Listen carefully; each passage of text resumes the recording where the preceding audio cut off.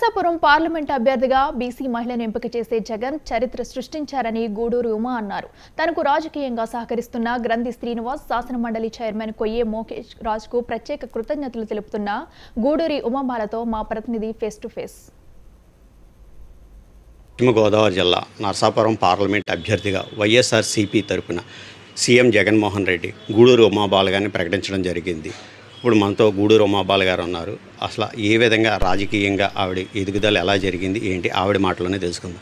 Madam గారు, ముందుగా మీకు ఎంపీ అభ్యర్థిగా ప్రకటించడం మా 99 ఛానల్ తరపున మీకు ముందు బెస్ట్ విషెస్ చెప్తున్నాను. మీరు మొదటి నుంచి కూడా మీ తండ్రి గారి నుంచి కూడా రాజకీయంలో ఆరితేరి ఉన్నారు. ఇప్పుడు మీరు మహిళగా, ఒక బీసీ మహిళగా మీకు పార్లమెంటు ఇది నరసాపురానికి ఇవ్వటం మీరు ఏ విధంగా ఫీల్ అవుతుంది? ఈరోజు మా తండ్రి గారి ప్రోత్సాహంతో 1995లో భీమవరం మున్సిపల్ కౌన్సిలర్గా నేను రాజకీయ రంగ ప్రవేశం చేయడం జరిగింది.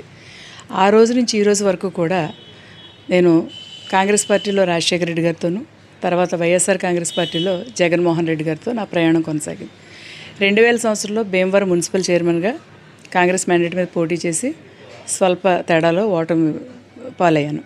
మరి ఈరోజు ఎంతో ప్రతిష్టాత్మకమైన నరసాపురం పార్లమెంట్ స్థానాన్ని, అందులోనూ నరసాపురం పార్లమెంట్ స్థానం అంటే అగ్రవర్ణాలకే ఎప్పుడు కేటాయించబడుతుంటుంది. ఈరోజు మొట్టమొదటిసారిగా ఒక బీసీ మహిళ అయిన నాకు ఈ పార్లమెంట్ స్థానాన్ని కేటాయించి జగన్మోహన్ రెడ్డి గారు చరిత్రను తిరగరాసిన విధంగా చేశారు. మీ పూర్వకంగా ఈరోజు బీసీలందరి తరపున కూడా నేను నాకు ఈ పార్లమెంట్ స్థానాన్ని పార్లమెంట్ అభ్యర్థిగా ప్రకటించినందుకు మన గౌరవ ముఖ్యమంత్రి వర్యులు జగన్మోహన్ రెడ్డి గారికి హృదయపూర్వక కృతజ్ఞతలు తెలియజేసుకుంటున్నాను.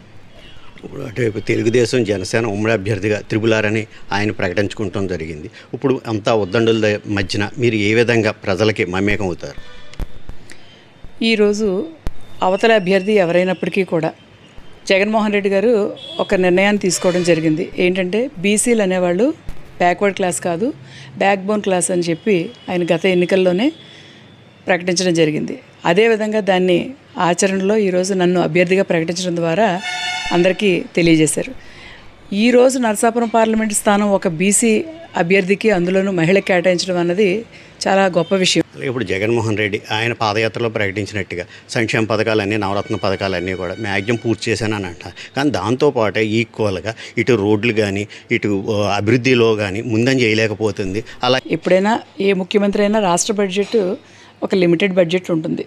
అది ఏ పార్టీ వారు ముఖ్యమంత్రి అయినా దాంట్లోనే ప్రతి అభివృద్ధి పథకాలను కానీ సంక్షేమ పథకాలను కానీ ఆ బడ్జెట్లో కేటాయించడం జరుగుతుంది. మరి ఈరోజు జగన్మోహన్ రెడ్డి గారు వచ్చినప్పుడు మహిళల పైన నవరత్నాలు అనే పథకాలను పెట్టి ఇంతమందికి ఇళ్ల స్థలాలని, డ్వాక్రా రుణమాఫీని, రైతు రుణమాఫీని, ఇన్ని సంక్షేమ పథకాలను చేయడం అదే బడ్జెట్లో కుదురుతుందన్నప్పుడు గతంలో ఉన్న అనుభవమైన ముఖ్యమంత్రులు ఎందుకు చేయలేకపోయారు అన్నది మనం ఆలోచించాలి. ఇన్ని సంక్షేమ పథకాలు, అందులో కరోనా టైంలో కూడా ఏ ఒక్క చోట ఆగకుండా అందరికీ కడుపు నిండా తిని శుభ్రంగా జీవించే విధంగా మరి ఆయన సంక్షేమ పథకాలను కొనసాగించడం జరిగింది. దాన్ని చాలా గర్వంగా చెప్పుకోవాలి మనం. ఈ అభివృద్ధి అంటే నెమ్మదిగా జరుగుతుంది అభివృద్ధి. మరి ఇప్పుడు మీరు ఎంపీ అభ్యర్థిగా వైఎస్ఆర్సీపీకి ఉన్నారు. ఇప్పుడు ప్రజలకు ఎటువంటి హామీ ఇచ్చి వాళ్ళ మన్ననలు పొందుతారు? నాకు రాజకీయంగా ఒక మున్సిపల్ కౌన్సిలర్గా చేసిన అనుభవం ఉంది. చైర్పర్సన్గా ఎన్నికైతే నేను ఎలా చేయాలన్నది ఒక ప్రణాళిక ఉండేది కౌన్సిలర్గా చేయడం వలన. మరి ఈరోజు నేను పార్టీలో చాలా సుదీర్ఘకాలం పాటు ఈ సంవత్సరానికి 95 నుంచి 29 సంవత్సరాలు పూర్తి చేసుకుని 30 సంవత్సరాల రాజకీయ అనుభవంతో నేనున్నాను.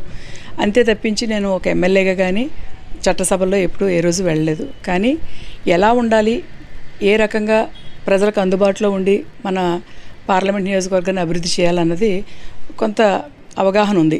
దాంతో పెద్దలందరినీ కలుపుకుంటూ మరి గతంలో మనం పార్టీ ద్వారా ఎన్నిక కాబడిన స్థానిక ఎంపీ గారు పార్టీకి దూరంగా ఉండడం వలన ఇక్కడ మన పార్లమెంట్ నియోజకవర్గం అంతా కూడా అభివృద్ధికి నోచుకోకుండా వెనుకబడిపోయాం. ఆ నిధులన్నీ కూడా మనం వినియోగించుకోలేకపోయాం. ఈ లోటునంతటినీ పూరిస్తూ ప్రజలందరికీ అందుబాటులో ఉంటూ మన పార్లమెంట్ని ఒక గతంలో లాగా మంచి స్థానంలో నిలబెట్టి ప్రజలందరికీ అందుబాటులో ఉండి ఖచ్చితంగా స్థానిక ఎమ్మెల్యేలందరితో కలిసిమెలిసి పనిచేస్తూ ఒక నా యొక్క ప్రత్యేక శైలిని చూపించాలని నేను కోరుకుంటున్నాను. నరసాపురం పార్లమెంటుకి నన్ను అభ్యర్థిగా ప్రకటించడంలో పూర్తి సహకారాన్ని అందించిన స్థానిక శాసనసభ్యులు విప్ గ్రంథి శ్రీనివాస్ గారికి, అలాగే శాసనమండలి చైర్మన్ మోషన్ రాజు గారికి నేను మీ అందరి పూర్వకంగా హృదయపూర్వక కృతజ్ఞతలు తెలియజేసుకుంటూ, వారి ఆధ్వర్యంలో వారి సూచనల మేరకు నేను ప్రచారం చేసుకుంటూ ముందుకు వెళ్తానని తెలియజేస్తాను. జగన్మోహన్ రెడ్డి వైఎస్ఆర్సీపీ తరపున నర్సాపురం పార్లమెంట్కి ఒక బీసీ మహిళగా తనకు టిక్కెట్ ఇవ్వడం నాకు చాలా సంతోషాన్ని వ్యక్తం చేస్తుందని, అలాగే తనకు ఉన్న రాజకీయ నేపథ్యం నుంచి ప్రజలకు అందరికీ కూడా అందుబాటులో ఉంటానని, తనకు ప్రతి సమస్య గురించి కూడా అవగాహన ఉందని, అలాగే ప్రజలతో కూడా నేను మమేకం అవ్వగల శక్తి సామర్థ్యాలు తనకు ఉన్న అభిమానులతో నేను కూడగట్టుకుంటానని, రేపు వచ్చే ఎలక్షన్స్లో అద్భుతమైన మెజార్టీ ప్రజల నుంచి ఆశిస్తున్నానని తెలియజేస్తున్నారు. కెమెరామెన్ హనుమంతు, బ్రహ్మేంద్ర, 1990 భీమవరం.